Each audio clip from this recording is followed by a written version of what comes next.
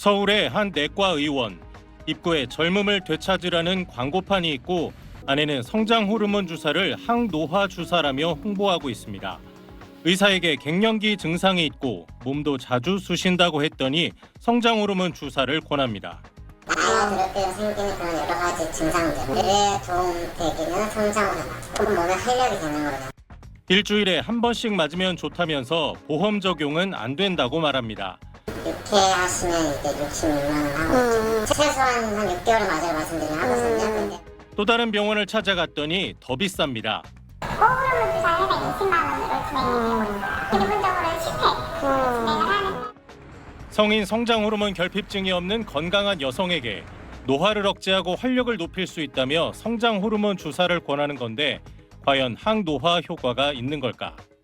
2008년과 2017년 미국의 연구 논문을 보면 건강한 성인에게 성장 호르몬을 투여할 경우 근력이나 신체 능력이 향상되지는 않는 것으로 나타났습니다.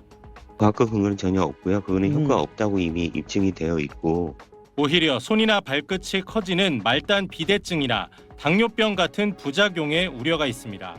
특히 성장 호르몬 주사를 맞으면서 보험 적용을 받은 30, 40대 여성이 2020년 대비 지난해 400%가 급증했는데 같은 기간 남성은 16% 증가에 그친 것과 비교하면 의학적으로 설명하기 어려운 차이입니다.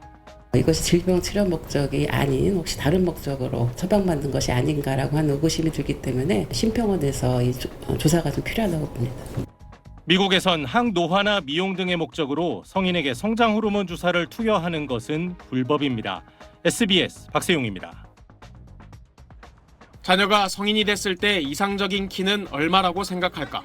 170까지 크면 좋죠. 그래도 180은 넘어야 되지 않나요? 대한소아내분비학회가 전국의 학부모들에게 물었더니 남자아이는 180.4, 여자아이는 166.7cm였습니다. 현재 한국인 20대 남녀 평균 키보다 5cm 이상 큽니다. 아무래도 예쁘잖아요. 옷빨이 우선 잘 맞고 그게 좀 시원해 보이고. 부모 10명 중 3명은 아이에게 성장 보조제나 영양제를 먹인 적이 있다고 답했고 성장 호르몬 주사를 맞힌 경우는 100명 중 5명 정도였습니다. 3학년이나 이때쯤에 요즘은 성장주사 같은 것도 안 할까봐 걱정돼서요. 하지만 정작 생활 습관은 성장을 방해하는 쪽이었습니다. 초등학생 36.3%, 미취학 아동의 26.3%는 하루 수면 시간이 주중 8시간 미만으로 적정 수면 시간보다 한두 시간 이상 부족했습니다.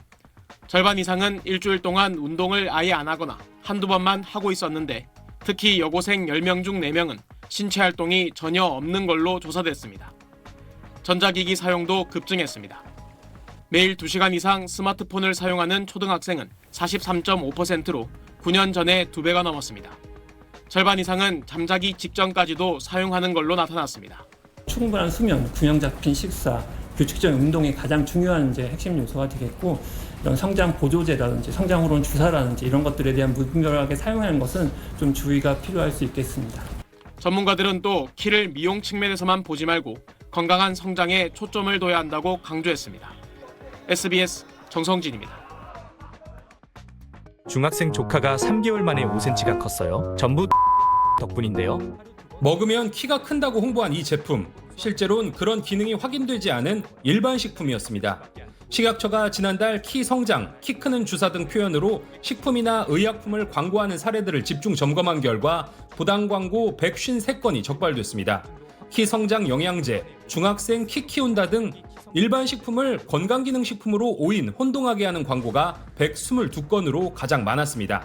키 성장 영양제라고 했지만 실제로는 해당 기능을 인정받은 적이 없는 거짓, 과장 광고도 16건 적발됐고 키 약 등 표현으로 마치 의약품인 것처럼 판매한 광고 8건, 성조숙증 예방 등 질병 예방과 치료에 대한 효능이나 효과를 거짓 광고한 경우 6건, 체험기 등으로 소비자를 기만한 광고도 1건 발견됐습니다.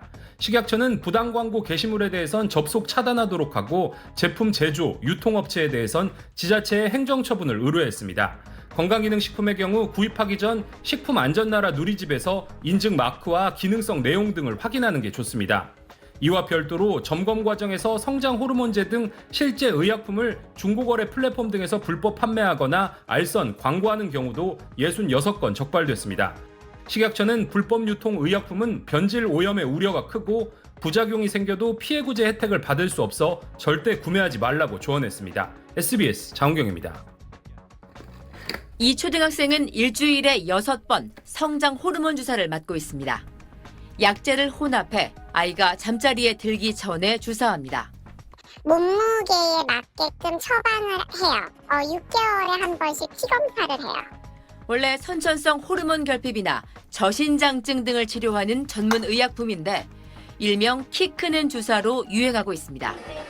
비용은 연간 1,000만 원 정도에 달합니다. 실제로 얼마나 많이 찾고 있을까? 공급업체들이 의약품관리정보센터에 보고한 내역입니다. 최근 1년간 서울 지역에 공급된 성장 호르몬제는 모두 126만여 개. 이 중 62%는 강남, 서초, 송파 3개구에 공급됐습니다. 가장 많은 곳은 강남구로 42만 개, 가장 적은 도봉구에 642배에 달합니다. 강남 3구에 학령 인구가 많고 이른바 성장 클리닉이 몰려있기 때문이기도 하지만 격차가 너무 큽니다. 신체 구조도 빈부 격차에 따라 소득에 따라 결정되는 아주 심각한 문제라고 보여집니다. 너무 쉽게 처방하고 그 주사를 맞고 이런 나라가 세계적으로 사실 드뭅니다. 자가주사제는 의사가 직접 주사할 때 예외적으로 병원 내 처방이 가능합니다. 그런데 의사가 주사하지도 않으면서 성장 호르몬제를 원내 처방해 병원이 직접 부모에게 판매하는 경우가 많습니다. 제약회사가 고용한 간호사가 부모들에게 주사법을 알려주기도 합니다. 댁으로 가서 해주기도 하고 동영상으로 줌으로 그냥. 병원에서요? 아니요, 각각 회사에서. 그럼 약은 어디서 받아야 돼요? 원내에서 받고요. 이런 비급여 원내 처방이 과잉 진료를 유발한다는 우려도 나옵니다. 약국에서 판매할 때 싸요. 경쟁이 되기 때문에 그 이익이 병원에 없으면 과잉 처방하는 비율이 줄을 거다. 복지부는 원외 처방 원칙을 지키라는 공문을 지난달 지자체와 의사협회에 보내기도 했는데 최근 6년간 위반 사항을 적발해 내린 행정 조치는 한 건도 없었습니다. SBS 최고은입니다.